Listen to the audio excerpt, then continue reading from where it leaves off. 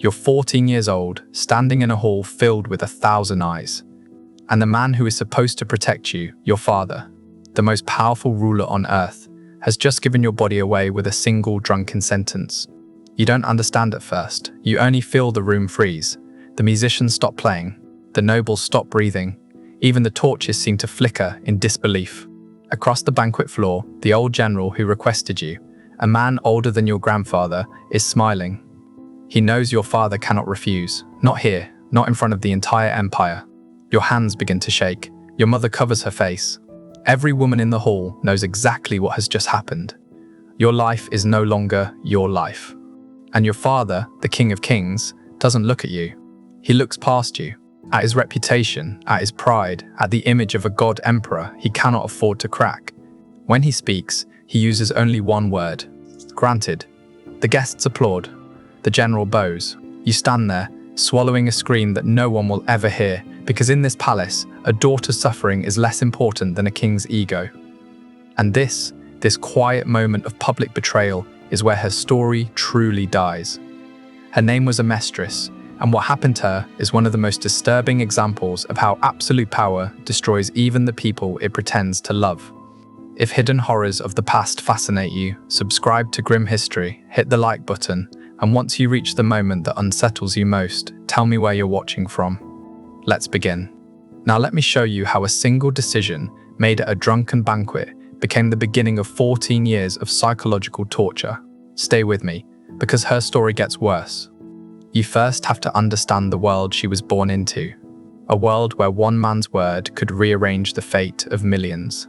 Xerxes wasn't just a king, he was the King of Kings, ruling an empire so vast it stretched from Libya to the Indus Valley, from Thrace to Ethiopia. Nearly 50 million people lived under his command, and according to Herodotus, who spoke to Persians who served in Xerxes' own court, his word was not advice, it was law. A breath from his lips could save a nation or erase one. But the true danger wasn't outside the palace walls. It was inside, because the Persian court wasn't a home. It was a fortress of silence, a sealed world guarded by eunuchs who owed everything to the king. No rumor escaped, no dissent survived, and everyone inside understood one terrifying truth. The closer you stood to absolute power, the easier it was to be crushed by it. Inside the palace, even the king's own blood lived under rules so rigid they controlled everything. Where they walked, who they could speak to, even the exact moments they were allowed to eat. Privacy didn't exist. Autonomy didn't exist. And for the women of the royal house, especially the king's daughters, their lives were both elevated and terrifying.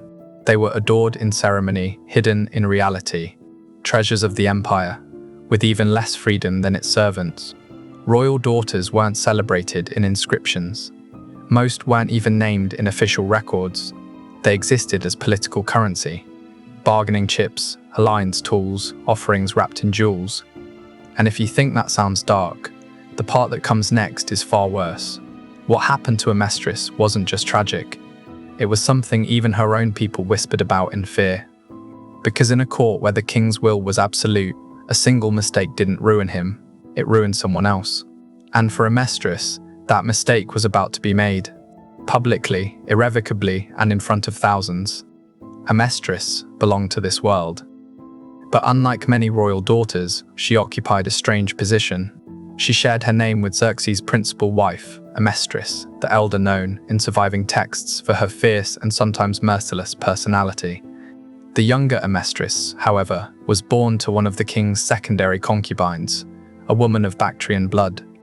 Even in a court where beauty was curated like an art form, her looks were noted as exceptional. She grew up in the women's quarters of the palace, the harem, educated by eunuchs and elder concubines. She learned the skills expected of a princess: dance, music, poetry, embroidery, and sources hint at something unusual. Xerxes kept her close, even as other daughters were dispatched to distant provinces in strategic marriages. A father's affection in the Persian court may sound like protection, but here it would prove to be the beginning of her downfall, because everything changed during a single banquet in 479 BC, and according to Greek and Persian accounts. Though the details vary, the core of the story remains horrifyingly consistent. Herodotus preserves the most complete version, supposedly based on testimonies from Persian courtiers who later fled to Greece. In this telling, Xerxes had been drinking for days, surrounded by flatterers feeding his sense of divinity and power. In a moment of drunken bravado, he stood before thousands of guests and swore an oath by the Persian gods he would grant any request made to him. This promise was catastrophic, and someone in the hall knew it. Artabanus, an aging general, once loyal to Xerxes' father Darius, had lost 3 wives already. Over 60, ambitious, and increasingly sidelined, he understood the political value of tying himself to the royal lineage. And he understood something else. Xerxes could not break a public oath, not after the humiliation of his military failures in Greece. To refuse a request now would signal weakness to the entire empire. So Artabanus rose. He bowed. And he asked for what no one imagined he would dare request. He asked for the king's daughter. He asked for a mistress. A silence fell so thick it seemed to swallow the hall. Guests stared between the general and the king, fully aware of the audacity of the demand. Royal princesses almost never married ordinary subjects, and when they did, it was to noble young princes, not elderly generals. Everyone waited for Xerxes to refuse. Everyone expected outrage. Everyone was wrong, because Xerxes had sworn a public oath he could not break. Herodotus describes the king turning pale, gripping the arms of his throne, glancing around like a trapped animal. Minutes passed, long, suffocating minutes, before he finally forced out a single word: granted. And with that, Amestris's fate was sealed. According to later fragments, she attempted to plead with her father afterward. She begged him privately to undo the promise, to find a loophole, to save her from the life she already feared. But Xerxes, torn between genuine affection and the need to preserve the image of a flawless ruler, chose the image. He rationalized his decision through politics. Artabanus, humiliated publicly, could become a dangerous enemy. Binding him through marriage would stabilize the court. That's what he told himself, repeating the same justification whispered by countless autocrats throughout history. The good of the state outweighs the life of a daughter. 3 months later, the marriage was carried out with all the spectacle expected for a princess of Persia. But those who witnessed it remembered something else entirely. Beneath the silk and jewels, worth more than entire cities, Amestris moved like a performer trained to conceal despair. Her beauty made the tragedy sharper, more visible. She walked through the rituals silently, her expression fixed somewhere between duty and dread. Artabanus, meanwhile, radiated triumph. He had secured not only a young and beautiful wife, but a permanent, intimate tie to the Achaemenid bloodline. And though the ceremony ended, the true consequences of Xerxes' decision were only beginning to unfold, and they were far darker than anyone in that hall could imagine. The age difference between them was staggering. Amestris was barely 14, while Artabanus was well past 60. Even in a society where marriages between older men and young girls were not unusual, this particular pairing unsettled the palace. Whispers circulated in corridors and courtyards, murmurs of Xerxes' cruelty in sacrificing his daughter simply to protect his pride, and those whispers would only grow louder as the truth of her marriage began to reveal itself. Because the first months made something painfully clear: Amestris had not entered a marriage. She had entered a sentence. Artabanus, consumed by the desire to control and display his royal bride, kept her in near-total isolation. Sources recount how he forbade Amestris from visiting her family quarters, or even speaking with her sisters and mother. In Persian culture, where female kinship was a vital source of emotional support and identity, this severing of ties was especially cruel. Amestris was effectively imprisoned in Artabanus's quarters, guarded by servants fiercely loyal to him. She had no freedom of movement, no privacy, and no autonomy of any kind. Fragmented correspondence suggests she tried sending secret messages to her father, begging for intervention. But Xerxes, ashamed of his own decision, yet unable to undo it without admitting weakness, never answered. That silence would haunt her. The most disturbing element of Artabanus's treatment involved his conjugal expectations. Ancient sources, cautious in their language, still make it clear, despite his advanced age, he subjected Amestris to frequent and forced marital demands. His obsession centered on producing an heir with royal blood, an heir who would secure his position in the imperial hierarchy. Court physicians were summoned. Administrative tablets record payments to fertility specialists, herbs, and concoctions meant to enhance conception. None of this was for a mistress's benefit. She was not regarded as a wife. She was a vessel, a body to be used for political inheritance. 3 years into the marriage, in 476 BC, Amestris finally became pregnant. Artabanus rejoiced, offering grand sacrifices to the Persian gods. For him, the child represented triumph.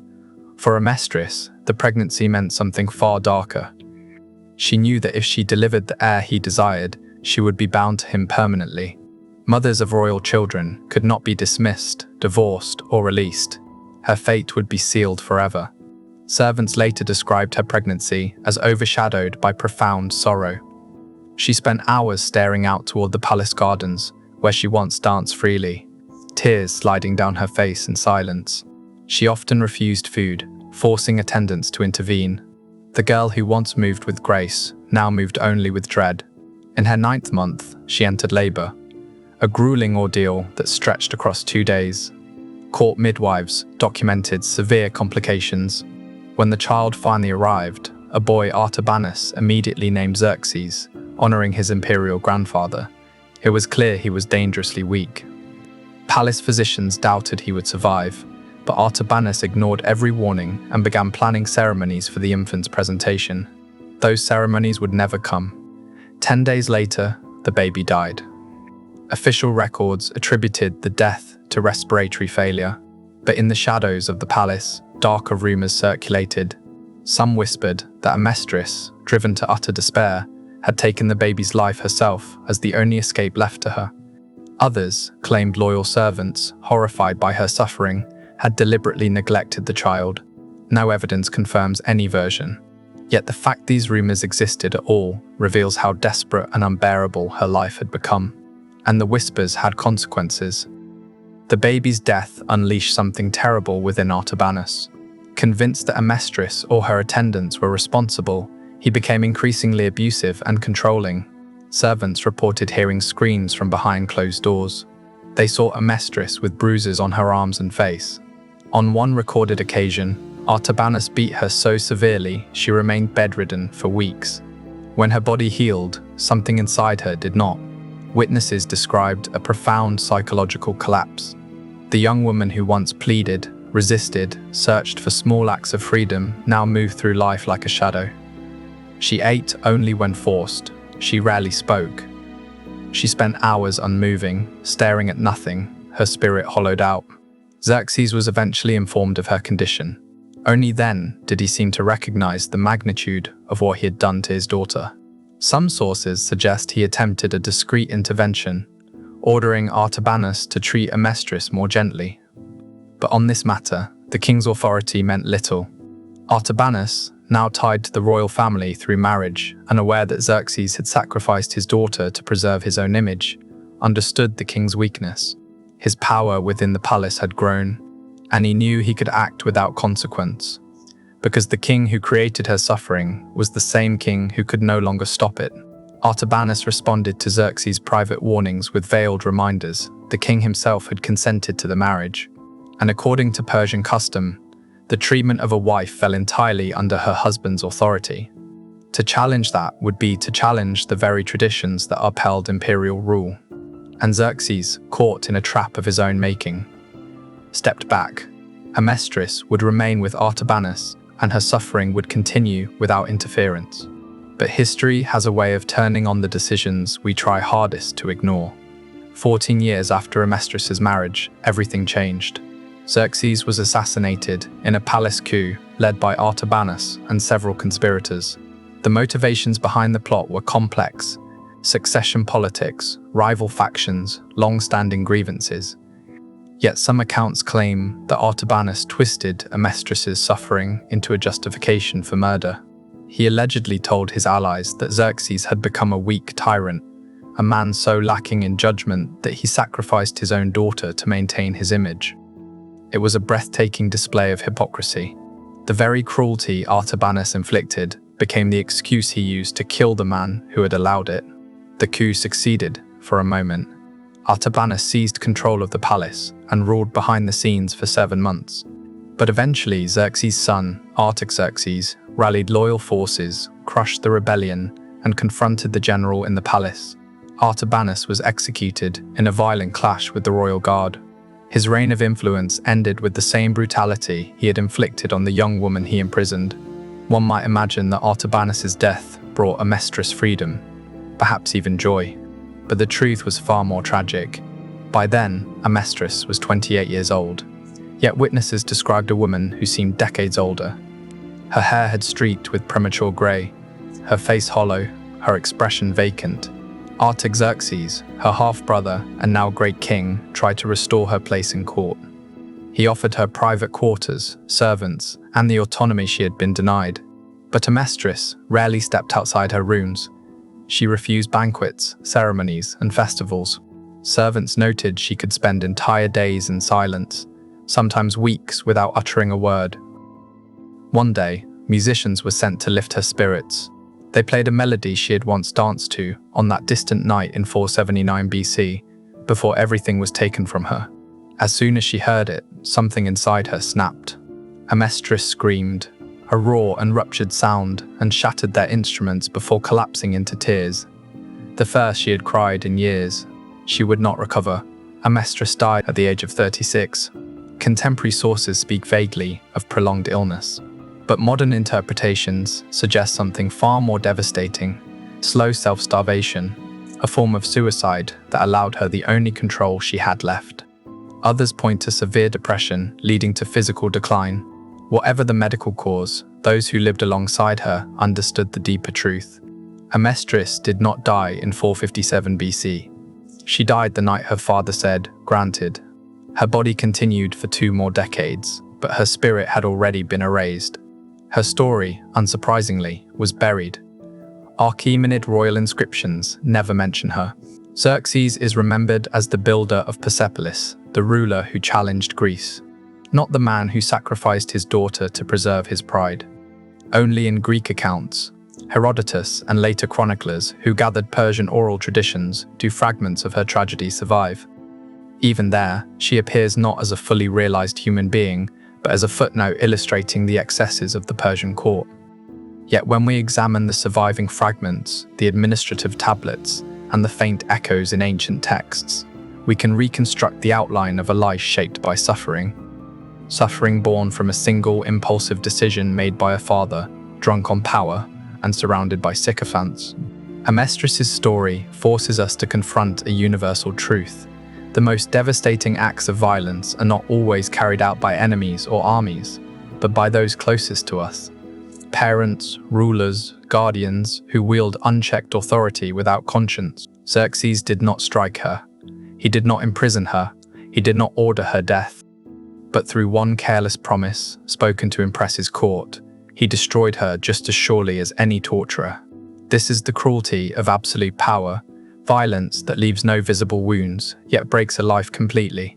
The tragedy of Amestris is the tragedy of all who live under unrestrained authority, where the will of one individual becomes fate for everyone beneath them.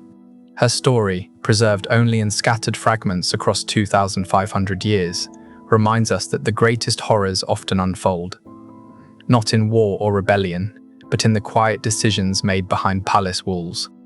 Decisions that powerful men never revisit, but that their children never escape. If this story moved you, and you want to explore more documented accounts of the darkest corners of empires and monarchies, consider subscribing and leaving a comment about which civilization or historical figure we should uncover next. If you've reached the end of this account, write Amestris in the comments, so we know you walked with us through this entire chilling descent.